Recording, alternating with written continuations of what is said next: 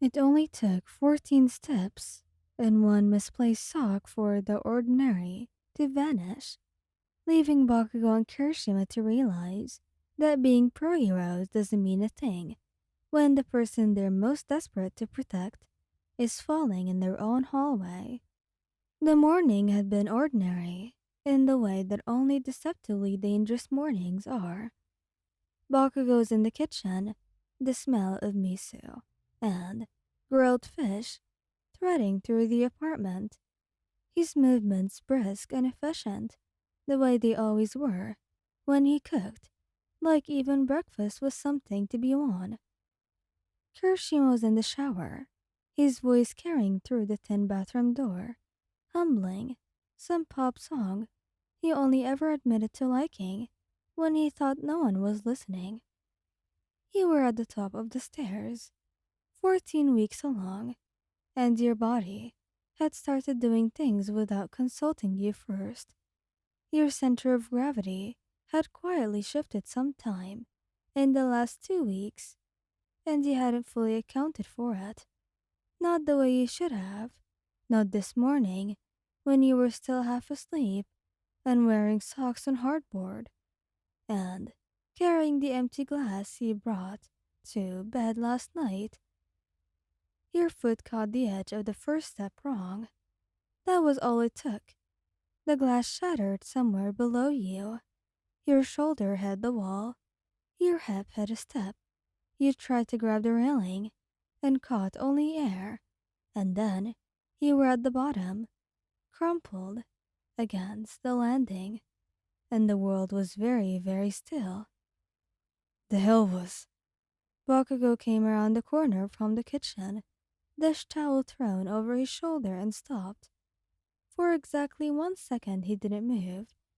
You would remember that second for a long time afterward.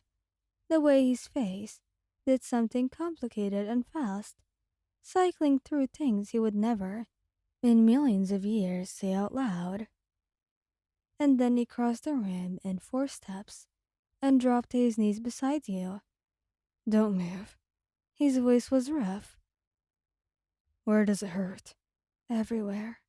You admit, which wasn't useful, and you could see his jaw tighten.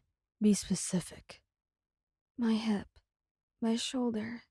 You pressed a hand to your stomach before you could stop yourself, automatic and protective, and watched his eyes follow the motion. Something in his expression cracked open. The baby. I don't know, you said, and your voice came out smaller than you wanted it to. I don't I don't feel anything wrong, I just. The bathroom door banged open upstairs. Hey, I thought I heard something. Did someone? Kirishima appeared at the top of the stairs, towel around his waist, hair dripping. He took one look at you, on the floor, one look at Bakugo kneeling over you, and you came down the stairs so fast it was almost reckless. Oh my god, what happened? She fell, Bakugo said, and the flatness in his voice told you everything about what it was costing him to stay calm. Kirishima crouched on your other side, his hand finding yours and squeezing too hard, and then immediately loosening when he caught himself. His face was pale under his tan.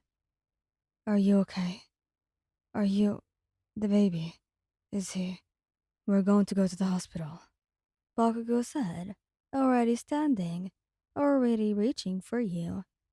No, don't argue with me. I wasn't going to, you said. He paused for just a beat, like he'd been bracing for a fight, but didn't know what to do without one.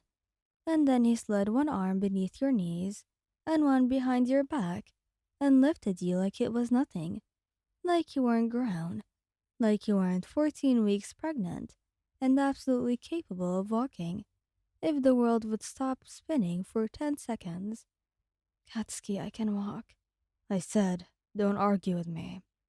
Kirishima was already moving, already halfway up the stairs to get clothed, his voice calling back. 5 minutes.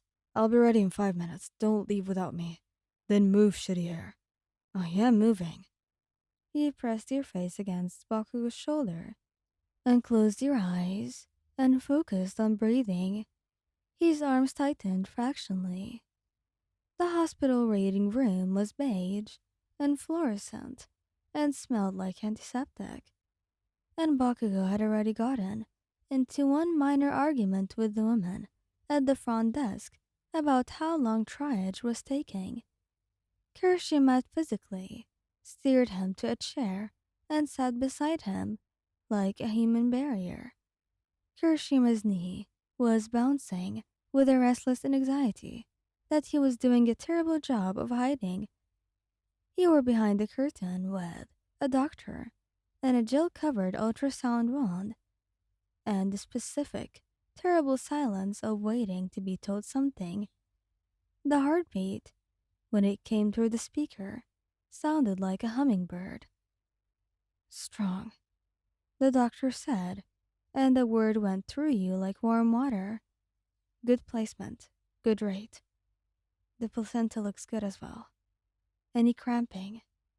No. Spotting? No, not that I've noticed.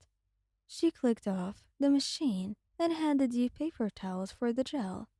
You're going to be very sore for the next few days, the hip especially. You'll want to ice it. Take it easy. But from what I can see, the baby is perfectly fine. You nodded. Your throat hurt. Can I tell them? The people who came in with me. She smiled. I'll send them in. They came through the curtain together, and they both looked wrecked in slightly different ways. Bakugo with his arms crossed, and his expression controlled down to almost nothing, and Kirishima with his eyes too wide and his hands fidgeting at his sides. Heartbeat strong. Everything looks fine. Kirishima made a sound that was not entirely unlike a sob, and immediately turned it into a cough and looked at the ceiling. Bakugo exhaled, slow and deliberate, like he'd been holding that breath since the kitchen. Neither of them said anything for a moment. Then Kirishima stepped forward and wrapped both arms around you from one side. Don't ever do that again, he said. Please, I'm begging you. It was an accident. I'm getting you grippy socks, Bakugo said from the other side, his voice flat. Every pair of socks in that house is getting grip stripes on the bottom. Katsuki, and we're moving the bedroom downstairs until the baby comes. That's the guest room. Then it's our room now. He sat on the edge of the hospital bed and looked at you, and his expression was doing that thing now, again. The complicated thing he never let people see. And he reached out and tucked your hair behind your ear with 2 fingers, brief and deliberate. Don't care where I sleep, just don't do that again. He leaned into Kirishima and reached for Bakugo's hand. Okay, he said quietly. Grippy socks it is. Damn right. Thank you guys for listening. I hope you like this video. Please don't forget to subscribe, like, and share. And goodbye.